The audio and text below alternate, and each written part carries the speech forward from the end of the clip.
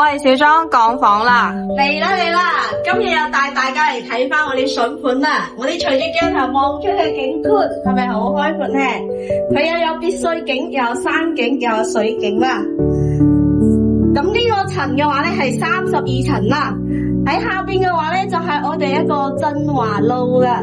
振華路嘅話咧，佢連接翻我哋順昌廣場大潤發同埋啲金融大廈同埋雅基樂車站嘅。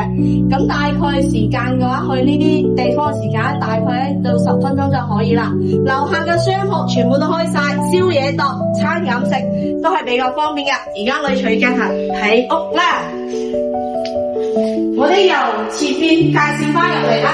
一入門口嘅話咧，就係我哋一個洗手間嘅位置。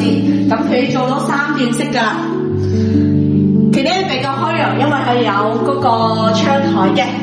門嘅顏色同其他都唔同噶。呢個就係黑黑聲噶。一字形嘅廚房，上下2排，雜物咩嘢都可以擺晒啦。收納空間都比較強啲嘅。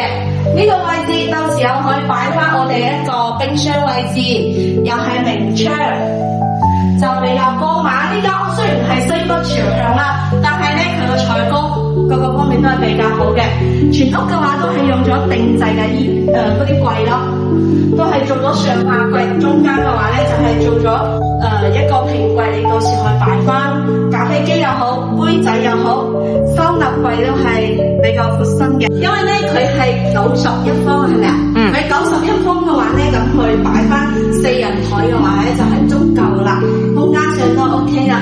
咁3蚊6嘅開間，而家擺翻梳化同埋一個電視櫃嘅話咧，都係比較闊綽啦，而且係拋光面嘅，即係比較吸納塔咯。到時候擺翻60寸嘅大電視，坐喺呢度睇電視，睇翻出面風景都係好靚嘅。而家睇翻我哋一個休息區啦。休息區嘅話咧，總有3間房間，2間係西北向，第一間嘅話咧就係大概有13個方左右，1.8嘅床同1.5床都擺得落嘅。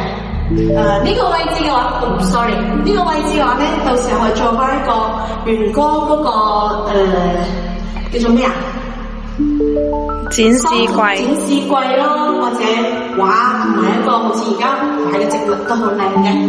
咁嚟到呢間嘅話咧，大概都係有13個方左右嘅。你到時候擺翻1.5嘅床鋪，因為佢係長方形，同頭先呢個位係唔同嘅呢個空間。咁嚟到主人房嘅話，可以搭個床鋪同1.5床都得。呢個位置擺翻我哋一個衣櫃，空間上都係做咗3個床。冇窗景觀都好靚，係我哋一個別墅景觀咯。好，而家呢個單位嘅話咧，係91個方嘅3房1衛，而家業主要價嘅話咧係79萬嘅，你都可以貸款首付只需要